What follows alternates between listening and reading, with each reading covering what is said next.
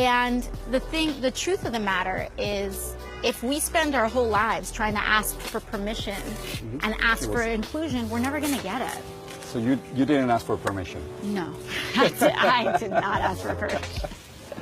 Let me ask you about being a democratic socialist.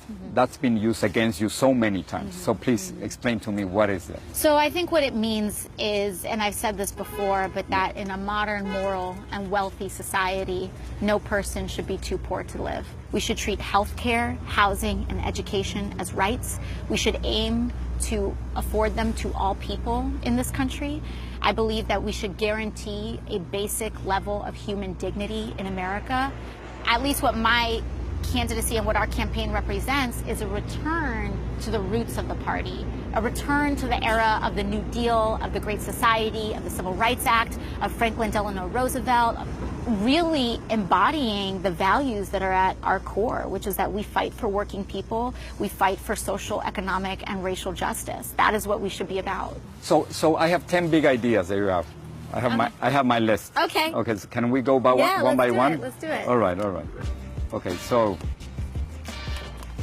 number 10. Countdown. Medicare for all. Is it too expensive? No. People often say, like, how are you going to pay for it? And I find the question so puzzling, because how do you pay for something that's more affordable? How do you pay for cheaper rent? How do you pay for, you just pay for it. We're paying more now. So it's not that we're saying this whole system is free. It's saying it is free of cost at the point of service. So that means that you're not delaying going to the dentist. You're not, because you don't have the cash at the point of service. Number 9, tuition-free public universities for all. Who pay for that? So we already pay for tuition-free K through 12. And in the same way that we made a decision as a country to say we need to educate people to a 12th grade level, our economy has evolved, and that means we need to make the decision to educate people to a trade school or collegiate level. So we can afford that? Absolutely, absolutely. Number 8, cancel student debt. Are you still paying off your student loans? I am a student loan holder. I cannot believe it. Really? Yeah. So I graduated with about $20,000 in student loan debt, and that is an average or even below average load nowadays. And that's the thing I think people don't understand about our generation and the millennial generation. The world that we grew up in is incredibly and vastly different than the world that our parents grew up in. And so when you really kind of take our generation into context, a lot of this stuff, you understand the worldview that is shaping political movements like ours. Because you're starting with a heavy load. Yeah. And it's also a fundamental belief of mine that no person should go into debt in order to enter the workplace. That doesn't make any sense. Number 7, legalization of marijuana. Only marijuana? So I believe in the full legalization of marijuana. I do think that we can explore, when it comes to other substances, I think that we need to loosen regulations to allow them to be studied more for medical purposes. Number 6, new Green Deal, 100% renewable energy by 2035. Yeah. Is it realistic? You know, it's as realistic as we have the courage to save future generations. And the IPCC released a report that said we have 12 years left to address climate change, or else our children and our grandchildren will experience cataclysmic disaster in their lifetime. But even today, many politicians, they don't think that climate change is a reality. Yeah. Or that it's man-made, for instance. My number 1 goal is not to convince other politicians. My number 1 goal is to connect with everyday people and convince them that this is the right path forward. And that a change is needed. And that once everyday people decide that A, they should vote, and B, they should vote on these values, their representatives take care of themselves because they elect representation that reflects those values. Number 5, two-state solution for Israel and the Palestinians. Yeah, and I think that what this is really an issue of is securing human rights, and where we have justice is where we will have peace. And it's not about choosing whether you're pro one nation or another. This is about making sure that we are putting peace and human rights first. Number 4, stand with Puerto Rico.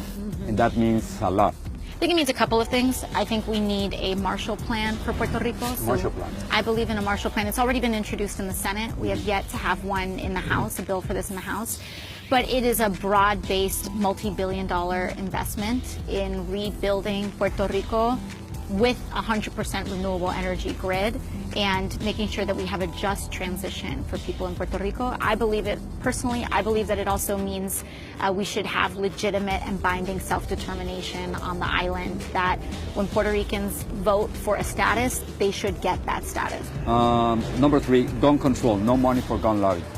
80% of Americans believe in common sense gun safety.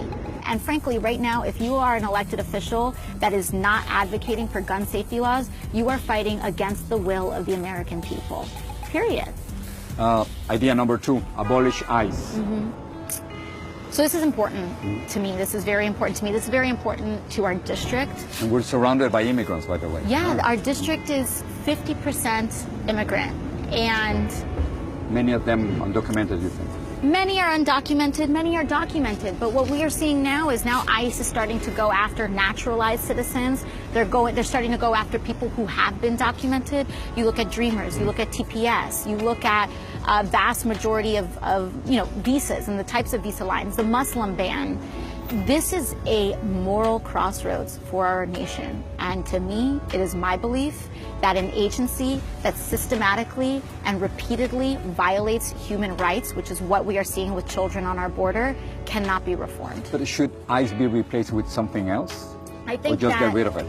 I think that, and this is a common question that comes up, because there is this question of enforcement. What do we enforce? It doesn't mean that we become a lawless land. I think that there are serious crimes that deserve to be enforced, crimes like human trafficking. I believe that enforcement of serious crimes should go to the Department of Justice. And number 1, impeach Donald Trump. You want to impeach Donald Trump? I mean, yeah, to me it's a no-brainer. Really? Yeah. You would impeach him because? Well, I believe that he has violated the law. Violated potentially many laws, whether it's the emoluments clause of the Constitution, because he keeps his businesses open that foreign actors kind of participate in financial transactions with, whether it's what we are seeing with potentially illegal buyouts of campaign, FEC violations of women that he is trying to silence. But overall, you look at the bar, for example, that the Republican Party held for impeaching Bill Clinton, and somehow impeaching Donald Trump is supposed to be beyond the pale. It seems ridiculous to me.